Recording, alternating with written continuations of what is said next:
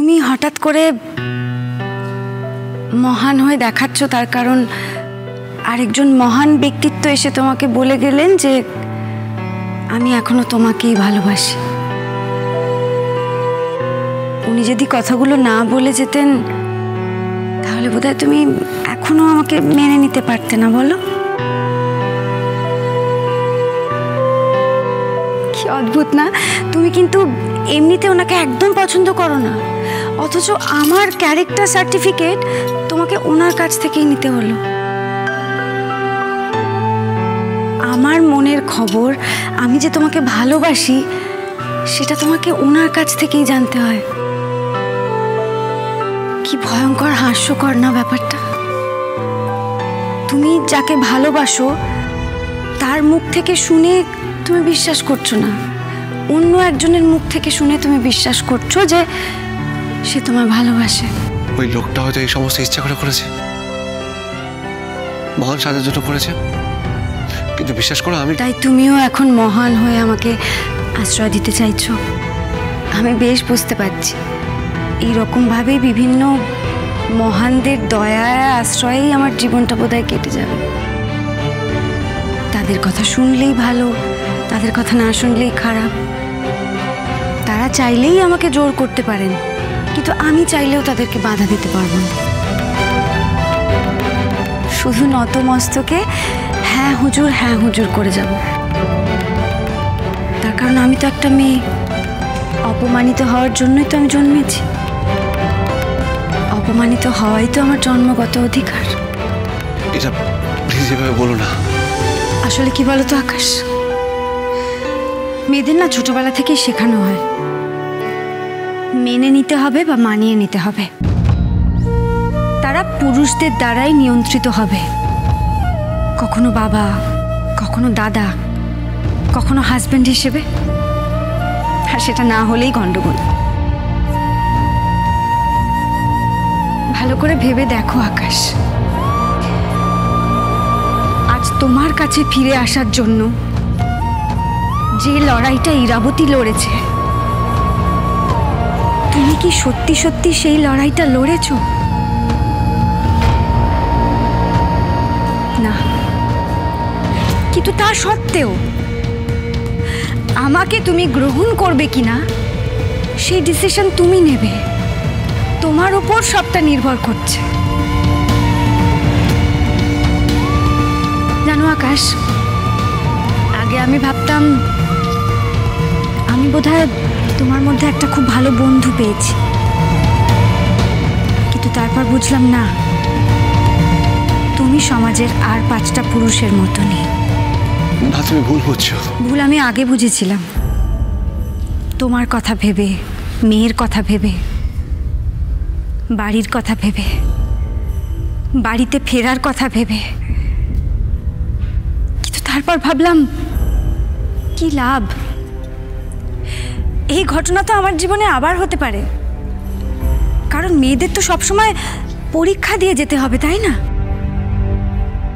ভালোবাসার পরীক্ষা, সততার পরীক্ষা, সুগৃহিণী হবার পরীক্ষা, স্বামীর অনুগত হবার পরীক্ষা, আরো কত কি। সবচেয়ে বড় কথা কি জানো, একটা সম্পর্কে বিশ্বাসে যদি কখনো ফাটল ধরে, সেটা আর জোড়া লাগে না। হীরা, আমার জায়গায় তুমি থাকলে এত অপমানের পরেও তুমি শেষের কবিতায় ফিরতে, নিজের আত্মসম্মান ভুলে ক্ষমা করে দিতে আমায়। পারতে না আকাশ? তুমি ডিভোর্স পেপারের কথা বলছিলে না, যে ডিভোর্স পেপারটা আমি পাঠাইনি,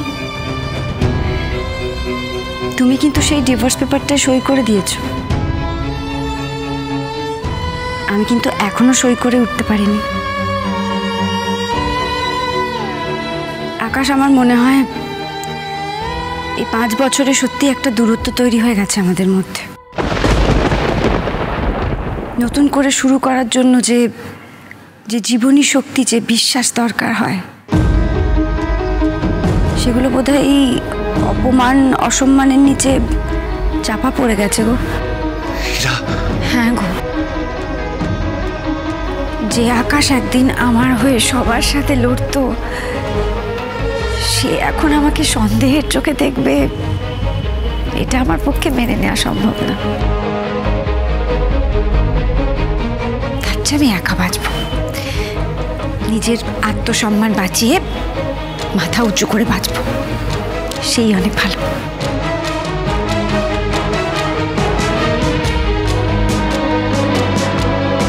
তাই এবার আমাকে যেতে দাও আকাশ।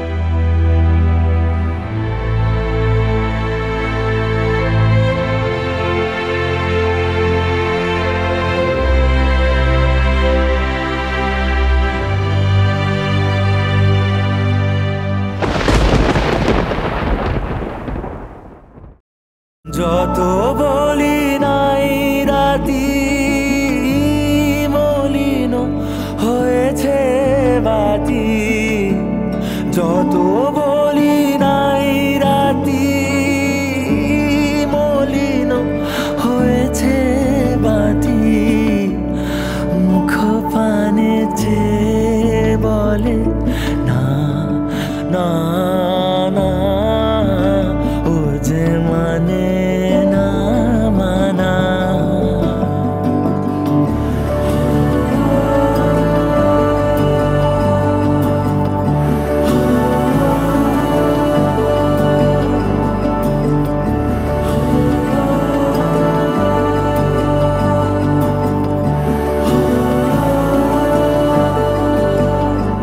তুমি শুধু আমার রাগ, জিদ আর ইগোটাই দেখলে হীরা। তুমি ঠিক বলেছ, সত্যি আমাদের মধ্যে অনেক দূরত্ব তৈরি হয়েছে। তাহলে তুমি এত কিছুর মধ্যে তুমি আমার কষ্টটা ঠিক দেখতে পেতে। তুমি কি ভাবছো আমি তোমাকে কষ্ট দিয়ে কষ্ট পাইনি? আমার মাথা খারাপ হয়ে গেছিল। আমি এটা কিছুতেই মানতে পারছিলাম না যে আমার হীরা আমাকে ছাড়া অন্য কারোর হতে পারে, অন্য কাউকে ভালোবাসতে পারে, অন্য কারোর সঙ্গে সংসার করতে পারে। তার মানে তো এটাই হয় যে তোমার হীরার উপর তোমার বিশ্বাস ছিল না, ভরসা ছিল না। আমি তো বলছি ভুল করেছি, তুমি আমাকে ক্ষমা করতে পারো না? বলো বলো, পারবে না আরেকটা সুযোগ দিতে?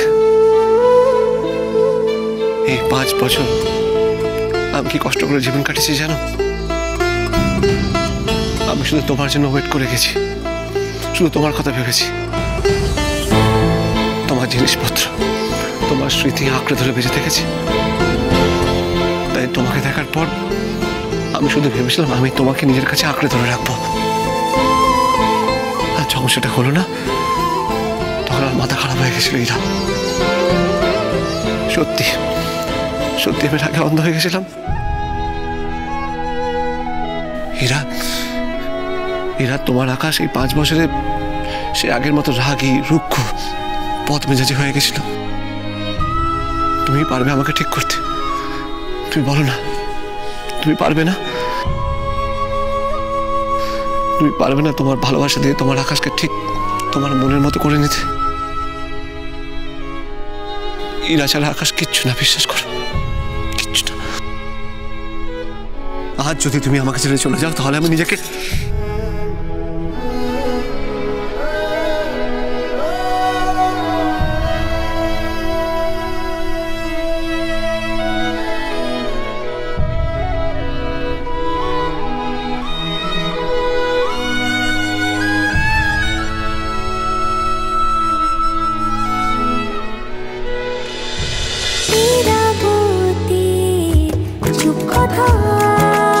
चलो चलो चलो चलो पाल्टा